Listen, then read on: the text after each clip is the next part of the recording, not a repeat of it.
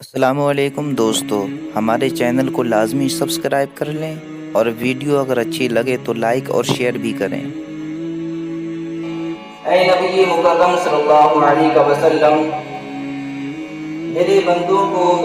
یہ خبر پہنچا دو، یہ مصطلح پہنچا دو کہ اللہ رب العزت غفور بھی ہے، رحیم بھی ہے، یعنی گناہوں کو مٹانے والا ہے اور ساتھ ہی رحم فرمانے والا ہے۔ وَأَنَّ عَذَابِي هُوَ الْعَذَابُ الْأَلِيمُ، اور نافرمانوں کو بھی بتا دو کہ اللہ کا عذاب بہت دردناک عذاب ہے۔ دراصل عزیزان ملت اسلامیہ، ہوتا یہ ہے کہ کبھی کبھی انسان اپنے غلط کارناموں اور گناہوں کی وجہ سے اللہ رب العزت کی رحمت سے اس قدر مایوس ہو جاتا ہے کہ کہیں اسے بخشش کی کوئی کرن نظر نہیں آتی۔ جیسا کہ ہم اور آپ میں کتنے سارے لوگ ہیں جن سے یہ سنا گیا ہے کہ وہ کہتے ہیں کہ ہم تو اتنے گناہگار ہیں کہ ہماری بخشش کہاں ہوگی۔ تو یہی بتایا جا رہا ہے کہ کبھی کبھی انسان اپنے غلط کارناموں اور گناہوں کی وجہ سے اللہ کی رحمت سے اس قدر مایوس ہو جاتا ہے کہ اسے بخشش کی کرن نظر نہیں آتی اور وہ کہتا ہے کہ میں برباد ہو چکا ہوں۔ اور کبھی کبھی یہی مایوسی، یہی نا امیدی اس کو گناہ کرنے میں اتنا سرکش کر دیا کرتی ہے، گناہوں کا ارتکاب کرنے میں انسان اتنا نڈر ہو جاتا ہے کہ وہ نیکیوں کو چھوڑ کر کے برائیوں پر اتر آتا ہے۔ تو ایسے بندوں کے لیے، ایسے گناہگاروں کے لیے اللہ رب العزت نے، ایسے قصورواروں کے لیے، ایسے مجرموں کو اپنی رحمت کا سہارا دیتے ہوئے فرمایا انی انا الغفور الرحیم، کہ تمہارا رب گناہوں کو مٹانے والا ہے اور رحم فرمانے والا ہے۔ اس لیے کہ انسان اللہ رب العزت کی رحمت سے نا امید نہ ہو جائے، اس لیے فرمایا گیا۔ اور اسی آیت میں آگے وَأَنَّ عَذَابِي هُوَ الْعَذَابُ الْأَلِيمُ، اس کا پس منظر یہ ہے کہ ہم اور آپ کبھی کبھی ہمارے تمہارے درمیان ایسے لوگ بھی موجود ہیں جو طاقت کے نشے میں، جاہ و جلال کے نشے میں، دولت کے نشے میں اس قدر اللہ کے خوف سے نڈر ہو جاتے ہیں، اس قدر گناہ کرنے میں نڈر ہو جایا کرتے ہیں کہ وہ گناہی میں ساری زندگی گزار دیا کرتے ہیں۔ تو ایسوں کے لیے اللہ نے فرمایا وَأَنَّ عَذَابِي هُوَ الْعَذَابُ الْأَلِيمُ، کہ اللہ کا عذاب دردناک عذاب ہے۔ شان نزول اس آیت کا یہ بتایا گیا ہے کہ سرور کونین صلی اللہ تعالی علیہ وسلم حجر مبارک سے باہر تشریف لائے۔ میرے آقا مصطفیٰ کریم صلی اللہ تعالی علیہ وسلم نے دیکھا کہ صحابہ اکرام بیٹھے ہوئے ہیں اور ہنس رہے ہیں۔ حضور علیہ السلام نے صحابہ اکرام کے سامن کو دیکھا، یعنی انہیں ہنستے ہوئے دیکھا، تو فرمایا آپ لوگ یہاں بیٹھ کر کے ہنس رہے ہو، کیا تمہیں آخرت کی فکر نہیں ہے؟ حالانکہ جہنم تمہارے سامنے ہے۔ یہ نبی کریم صلی اللہ تعالی علیہ وسلم نے فرمایا۔ اچھا سنیں یہاں پر رک کر کے ایک بات، ہمارے نبی حضور علیہ السلام کا ہر صحابی جس نے ساری زندگی حضور علیہ السلام کی صحبت حاصل کی، وہ یا جس نے فقط ایک لمحے کے لیے بھی صحبت حاصل کی، ہر صحابی جنتی ہے۔ پھر میرے نبی نے اپنے صحابہ سے ہی فرمایا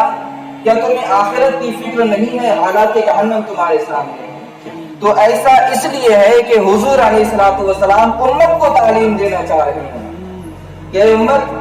ہنسی مذاق، ہنسی ٹھٹیاؤں کی محفل میں بیٹھنے سے پہلے یہ سوچ لینا کہ قیامت بہت قریب ہے اور اللہ کے سامنے پیش ہونا ہے۔ تو حضور علیہ السلام کو جب اللہ رب العزت نے اپنی امت کے متعلق اس قدر فکر مند پایا تو جبریل کو حکم دیا کہ جا کر کے یہ آیت میرے محبوب تک پہنچا دو، میرے محبوب کو خوشخبری سنا دو کہ وہ لوگ جنہوں نے ساری زندگی گناہ کیا، جو گناہ کرتے رہے، میرے ان بندوں کو کہہ دو کہ اللہ رب العزت غفور ہے، رحیم ہے، لہذا تم جس کے بندے ہو، جو تمہارا خالق ہے، جو تمہارا رب ہے، جو تمہارا معبود ہے، تم اگرچہ گناہ گار ہو، تم اگرچہ قصوروار ہو، تم اگرچہ خطا کار ہو، تم اگرچہ مجرم ہو، لیکن تمہارا رب بڑا غفور ہے، وہ گناہوں کو مٹا دینے والا ہے، رحم فرمانے والا ہے۔ عزیزان ملت اسلامیہ،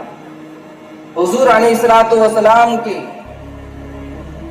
ایک حدیث پاک ہے، حضور علیہ الصلوۃ والسلام فرماتے ہیں کہ اگر کسی بندے مومن کو اس بات کا علم ہو جائے کہ اللہ رب العزت کی سزا کتنی سخت ہے، حضور فرماتے ہیں کہ وہ اس کی جنت سے امید ہی منقطع کر دے، اس کی جنت سے امید ہی چھوڑ بیٹھے۔ اور میرے حضور فرماتے ہیں اسی حدیث پاک میں، مشکات المصابیح کی حدیث ہے، حضور فرماتے ہیں اگر کسی کافر کو اس بات کا علم ہو جائے کہ اللہ رب العزت کی رحمت کس قدر وسیع و کشادہ ہے، حضور فرماتے ہیں کہ وہ اللہ رب العزت کی جنت سے امید وابستہ کر بیٹھے۔ یعنی کافر بھی اللہ سے یہ امید لگا بیٹھے گا، اگر اس کو علم ہو جائے کہ اللہ کی رحمت اتنی وسیع ہے، وہ بھی اللہ رب العزت سے امید لگا بیٹھے گا کہ میں بھی جنت میں جاؤں گا۔ تو میرے آقا کریم صلی اللہ علیہ وسلم کی حدیث پاک میں حضور نے اللہ رب العزت کی سخت سزا کو بیان فرمایا ہے، تاکہ کوئی بندہ اللہ رب العزت کی رحمت سے دھوکہ کھا کر عذاب الہی سے بے خوف نہ ہو جائے۔ اور اسی حدیث پاک میں اللہ کے رسول صلی اللہ علیہ وسلم نے اللہ کی رحمت کی وسعت کو بیان فرمایا، اس لیے کہ جس نے ساری زندگی کفر میں گزاری، گناہوں میں گزاری، وہ بندہ اگر توبہ کرے تو اللہ کی رحمت سے نہ امید نہ ہو۔ اس لیے اللہ کے رسول نے دونوں چیزوں کو ذکر فرمایا۔ انسان کو چاہیے کہ اللہ رب العزت کے عذاب سے ڈرتا بھی رہے، اللہ رب العزت کا خوف بھی سینے میں رکھے، اور اس کی رحمت سے نہ امید بھی نہ ہو، یعنی اس کی رحمت کا طلبگار ہمیشہ رہے انسان۔ میرے آقا کریم صلی اللہ علیہ وسلم کی حدیث پاک ہے، حضور فرماتے ہیں الایمان بین الخوف والرجا، ایمان خوف اور رجا یعنی امید کی درمیانی کیفیت کا نام ہے۔ تو ہمیں اور آپ کو چاہیے، ہم اور آپ دیکھیں کہ اللہ رب العزت سے ہم ڈر رہے ہیں یا نہیں۔ اللہ رب العزت دراصل ایک معاملہ اور ہے فیضان ملت اسلامیہ، اکثریت اس بات کی ہے، اکثر لوگ جن سے کہا جاتا ہے نمازوں کے لیے، کسی نیک عمل کے لیے، تو وہ کیا کہتے ہیں؟ وہ کہتے ہیں کہ اللہ تعالیٰ غفور ہے، رحیم ہے، وہ معاف فرما دے گا۔